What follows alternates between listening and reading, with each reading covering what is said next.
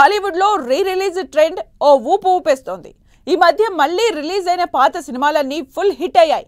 దీంతో Baahubali the epic collections పై ఓ రేంజ్ లో ఎక్స్పెక్టేషన్స్ పెట్టుకున్నారట రాజమౌళి. కానీ సీన్ రివర్స్ అయిందంటున్నారు.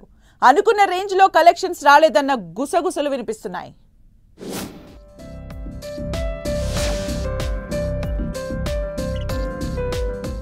బాహుబలి తెలుగు సినిమాను పాన్ ఇండియా రేంజ్ కి తీసుకువెళ్లిన మూవీ.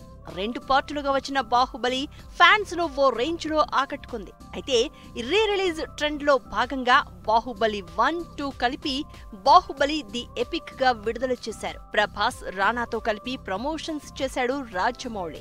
రీ రిలీజ్ కలెక్షన్స్ తప్పకుండా 100 కోట్లు దాటుతుందని అంచనా వేశారట.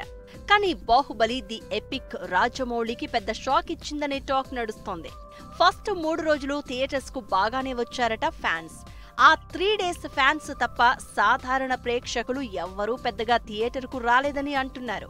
దాంతో మొదటి 3 రోజుల తర్వాత బాహుబలి సినిమా వసూళ్లు మొత్తం పడిపోయాయని చెప్పుకుంటున్నారు.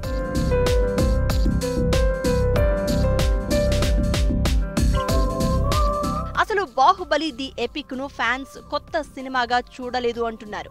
బాహుబలి 1, బాహుబలి 2 చిత్రాలు ప్రపంచవ్యాప్తంగా 2400 కోట్లు వసూలు చేశాయి.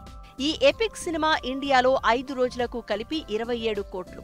సోమవారం, మంగళవారం ₹1 కలెక్ట్ చేసిందట. ఈ వసూళ్లలో కూడా 50% హైదరాబాద్ నుంచే వచ్చిందని ట్రేడ్ వర్గాలు చెప్తున్నాయి. ఈ సినిమా ఈజీగా 100 కోట్లు అందుకుంటుందని భావించారట మేకర్స్. కానీ కనీసం ప్రపంచవ్యాప్తంగా 40 కోట్లు కూడా రాలేదు అంటున్నారు. ఈ ఎఫెక్ట్ తో రాజమౌళి తన సినిమాలను రీ రిలీజ్ చేయకపోవచ్చు అంటున్నారు.